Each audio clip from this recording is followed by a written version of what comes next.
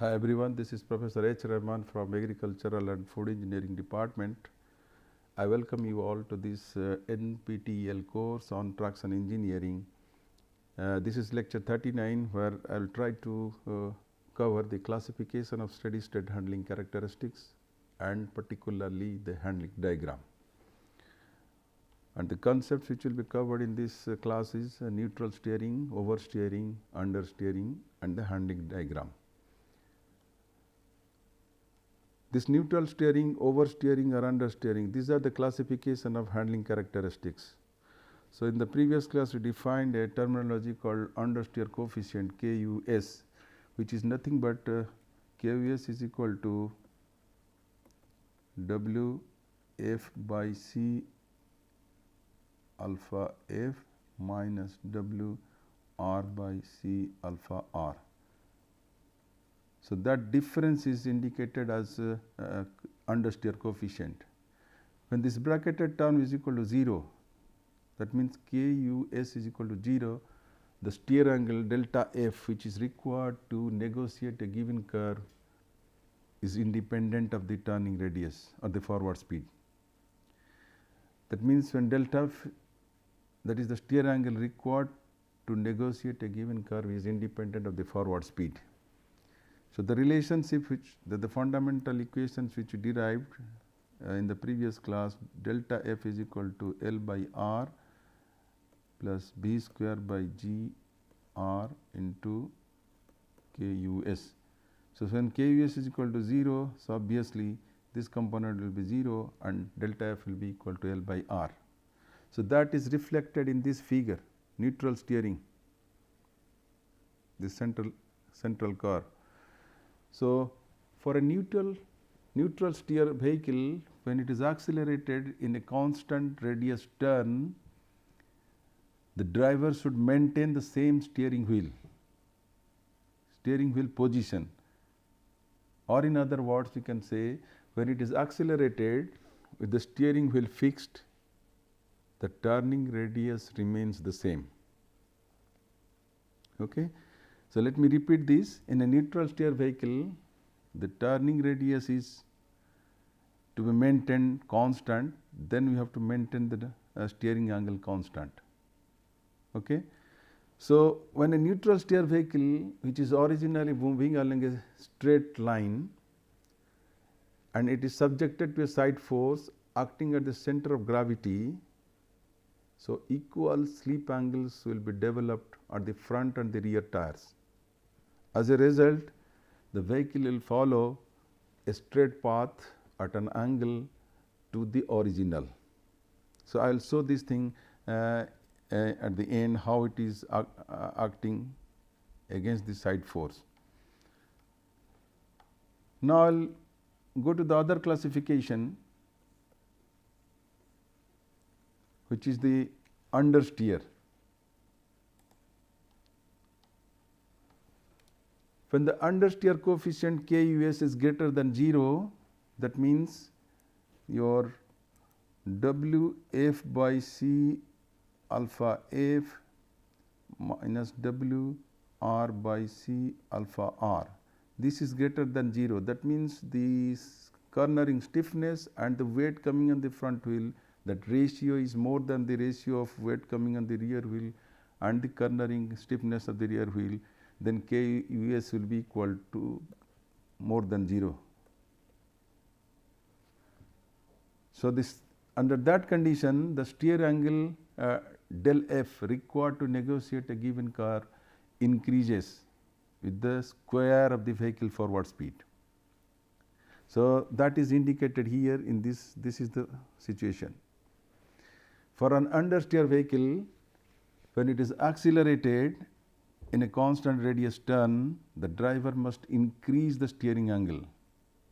If you want to get the constant steering radius, then the turning radius, then the driver has to increase the steering angle, or in other words, when it is accelerated with the steering wheel fixed, the turning radius increases, it does not remain constant.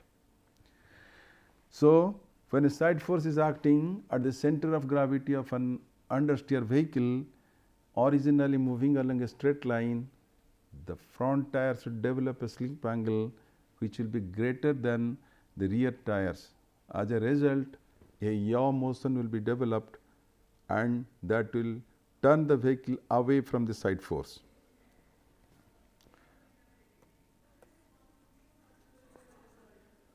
Now, I will go to the third condition. Third condition is your oversteer. When the understeer coefficient KUS is less than 0, that means the front wheel is developing less slip angle, then the steer angle delta F, which is required to negotiate a given curve, decreases with an increase in forward speed.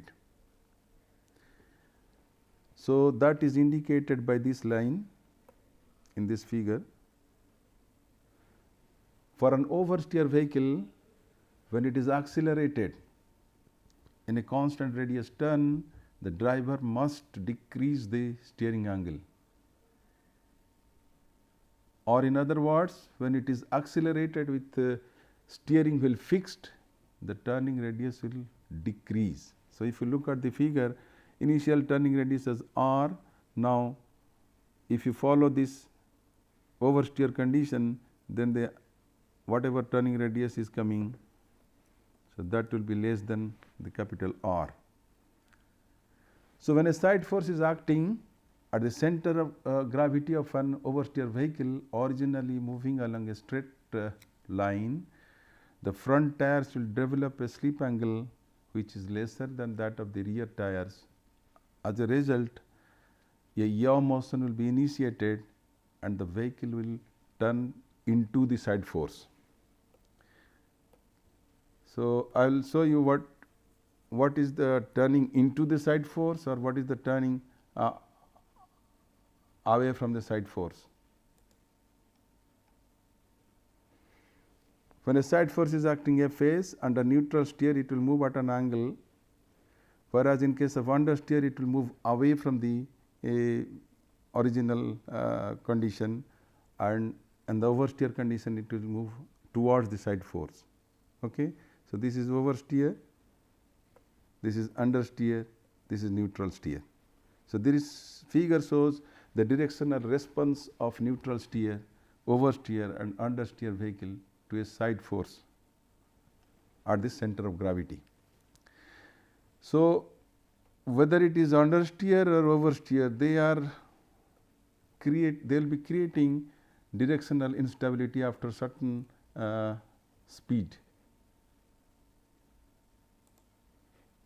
So, let us see, we will try to find out some characteristic speed. For an understeer vehicle, I have defined a speed called characteristic speed, which is denoted as BCHR. This has to be identified. What is this? This is the speed at which the steer angle required to negotiate a turn will be equal to 2L upon R, where L is the track width, where L is the wheelbase and R is the turning radius. And V characteristics will be square root of G into L by QUS. QUS is the understeer coefficient, and that represents this point. Your forward speed is exceeding this one, then there will be directional instability. The similar to characteristic speed which is associated with the understeer vehicle, we will also define a terminology called critical speed. This is associated with oversteer condition or oversteer vehicle, which are denoted as B critical CRIT, and that has to be identified, because beyond this speed that will give you directional instability. So, it is the speed at which the steer angle required to negotiate a turn is 0. So, this is the condition. If you increase the speed, that means this is a plot of steer angle delta F versus forward speed. I have just given an example. So, when the speed reaches to this point, that means steer angle is 0. Then there is a possibility that V critical will be arrived, and V critical is represented as square root of GL upon minus QS. So, whether it is characteristic speed or whether it is critical speed, if we cross these limits, then there will be directional instability.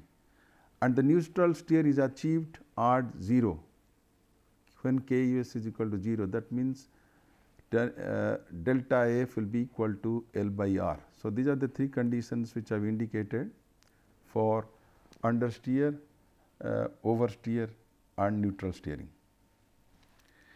Now, let us see the prime factors which are controlling now. If you look at the steady state handling characteristics of a vehicle, these are the weight distribution of the vehicle and the cornering stiffness of the tires.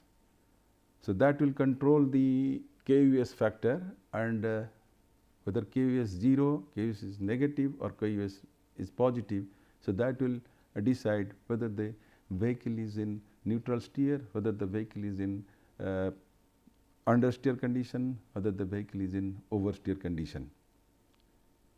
So, there is another way of representing this handling behavior of vehicles with respect to operating conditions, that is called handling diagram. So, this is a plot of AY upon G by omega Z L upon V minus del F. I will come to this factor, what is this AY upon G and what is this omega Z L upon V minus del F. In the previous class, we have defined the steering angle requirement, there is expression steady state handling behavior. So, I have written as this one, delta F is equal to L by R plus KUS into V square by GR. Okay. So, now this I can write as L by R plus KUS AY by G, where AY is called the lateral acceleration, which is nothing but V square upon R.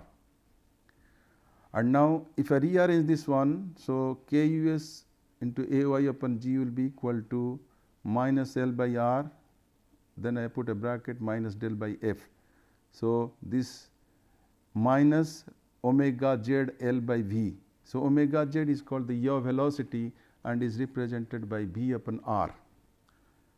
So, instead of V upon R, I am writing omega Z. So, I am divided by V. So, I am replacing basically R with omega Z by V. So, now the equation becomes omega Z L by V minus del F. Now, if I plot AY upon G versus omega Z L upon V minus del F, then I will get a curve like this. So, what you inform from this figure, when the slope is positive, if you look at this curve, when the slope is positive, that means here. So, KUS will be negative, because d AY upon G by d omega Z L upon V minus del F, this is nothing but minus 1 upon QS. When the slope is negative, that means KUS is positive. When slope is negative, like here, so this refers to understeer coefficient. When slope is negative, so KUS is positive, this indicates KUS is positive. So, when KUS is positive means your front wheel is giving you more side force. So, that is why WF by C alpha F is greater than WR by C alpha R. So, that is why KUS is positive. So, that means this will refer to understeer condition. When the slope is positive, that means KUS is negative. So, the negative will becomes positive. So, when slope is positive, KUS will be negative. So, negative means the front wheel is developing lesser force as compared to the rear wheel. Okay. So, and when the slope is infinite, so this is the condition. So 1 by k us will become 0. So that means this is the neutral steering. So this is another way of representing the handling characteristics, taking into consideration the lateral acceleration and the yaw velocity. But the problem here is the measurement involves omega z, measurement involves delta f, measurement involves r. So there are 3 parameters to be measured, hence with a slight error may lead to some difficulty. Otherwise, this is another way of representing the handling characteristics. So basically, handling characteristics, we have considered 3 conditions. One is neutral steer, the other one is oversteer, and the third one is understeer. And all these 3 components, they are classified based on the KUS value. It is the understeer coefficient which is going to give you or which is going to decide which one will be the condition for taking a turn by the vehicle. Now, KUS, if you look at it, depends on the weight coming on the tire, it depends on the stiffness of the tire at the front as well as at the rear. If the front tire gives you more WF by CSF value, then than the rear tire, then obviously the KUS will be positive. That means we are at understeer condition. Now, when front weight by the cornering stiffness is lesser than the rear weight and the cornering stiffness, then will lead to oversteering conditions. Whether it is understeering or oversteering, both will lead to directional instability. So we have defined 2 critical velocities. One is V characteristic and the other one is V critical. And we have also defined expression for V characteristics, which is nothing but square root of GL upon KUS, and the other critical speed which we defined for oversteer vehicle is square root of GL upon minus KUS. So this will decide whether the vehicle is going to have a directional instability or not. So in brief, we have discuss about 3 conditions, steering conditions, which is neutral steering, understeering and oversteering, and also discuss along with characteristic speed and critical speed.